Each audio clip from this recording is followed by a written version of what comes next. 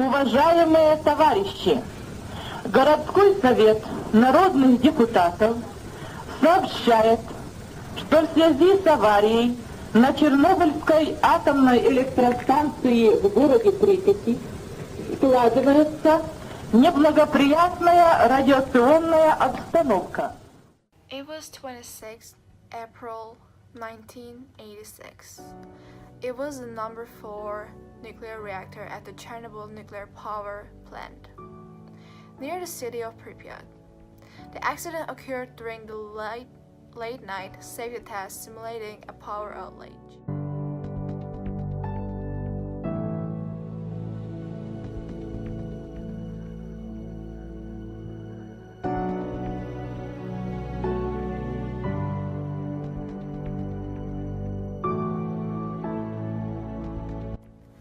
So it was March 11, 2011.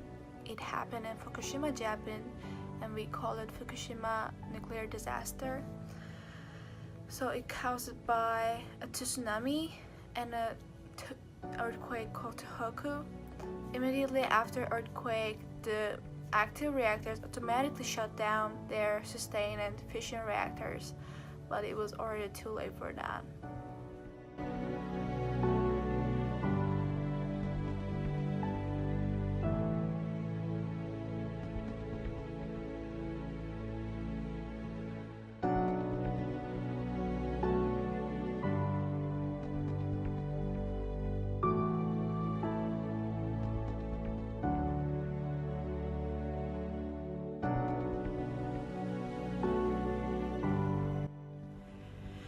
Now we're gonna see the first news after the Fukushima disaster happened. Talked to one woman not too long ago. She described the situation in the Fukushima reactor. This is the reactor where there is a concern where they were evacuating the staff. She described just a horrific ordeal that her husband went through. They were scrambling to leave the facility, shards of glass, all kinds of things unfolding around them. He had to stop to get his shoes either on or off, got injured in the process, but she really described it to us as quite the blessing, because she says had he made it out faster, he may have been caught up in this wall of water, in this tsunami. Just unbelievable stuff. What do we know about the very real threat of the radiation levels right now? Well, the problem is that there's an enormous inventory of radioactive materials, over 300 radioactive materials which are created inside the core of the reactor. Mostly that they are tied up in the fuel bundles, which are solid. But as the temperature rises because of lack of cooling, first of all, the gases are released, radioactive gases, and then the radioactive metallic vapors like iodine and cesium, and then worse happens, it gets to the melting point and starts melting, and then you can have explosions. So what they're trying to do right now is to keep the pumps going. There are several problems with this. First of all, none of the emergency standby generators worked, so they had to use a battery, but the battery is only able to keep the pumps going for about 4 hours. So they need to get backup electricity. Another problem is the outside water is so muddy, it's so choked up with mud that it's very difficult to use the outer water for cooling without clogging up the machinery. So they're having a lot of difficulty in just keeping that fuel from reaching dangerous levels, melting levels. Since we looked through what happened at the past and how these disasters affect people on those time, I think we should look what's going on in that places right now. How these disasters affect the places and the animals and the people that used to live there in those years. Now we're gonna check those out.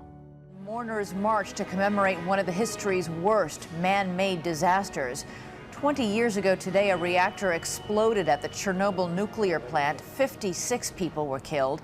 Another 9,300 are expected to die from cancers caused by the huge radiation release.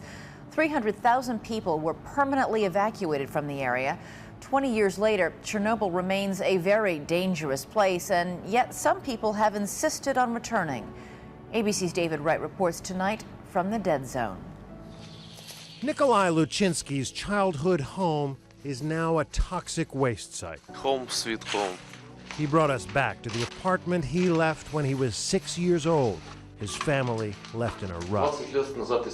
On the windowsill, syringes still full of medicine, antidotes for radiation poisoning. It's strange to be here, he says. The entire city is now a ghost town.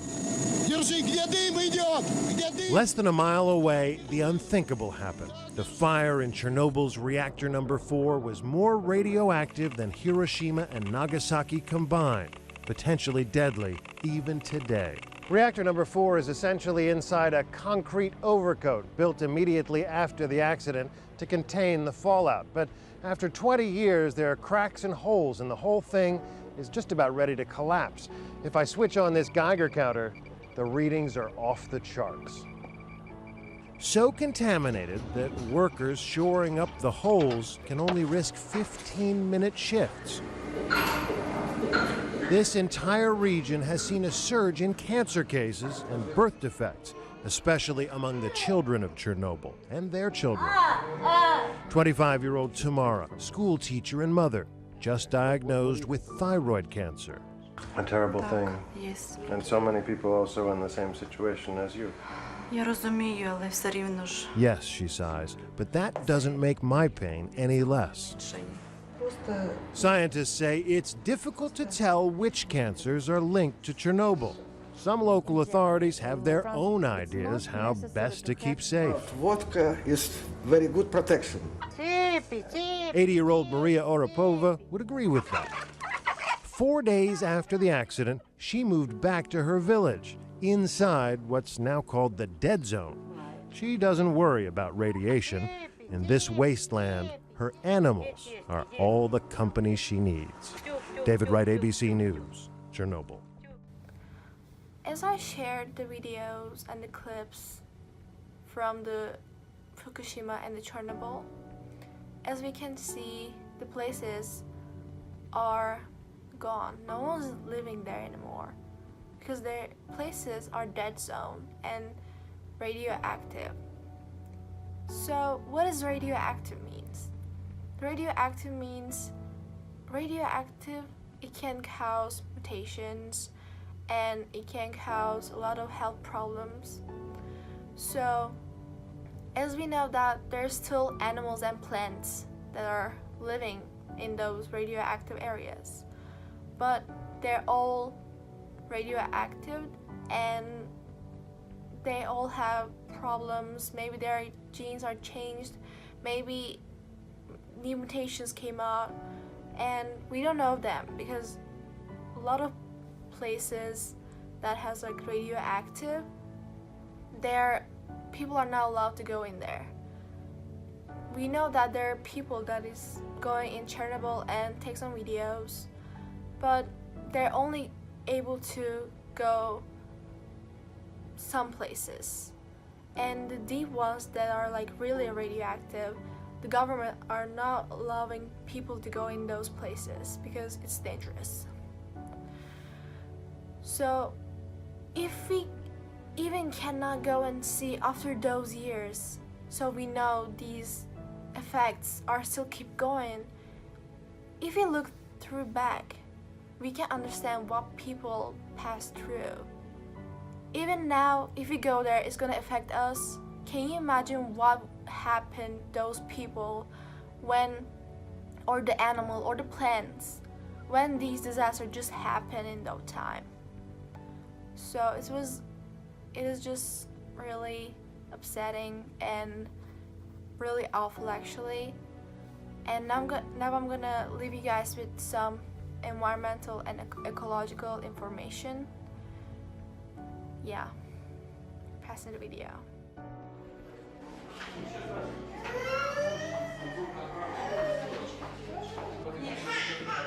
Нет. Посмотри, Вовочка. Посмотри сюда. Смотрите, какие у него там.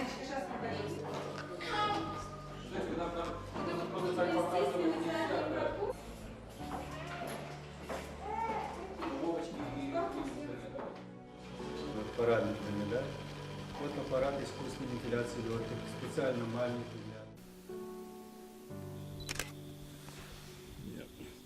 Yeah, this one's sitting in being bathed in about 45 microsieverts per hour, plus or minus, which is pretty darn radioactive.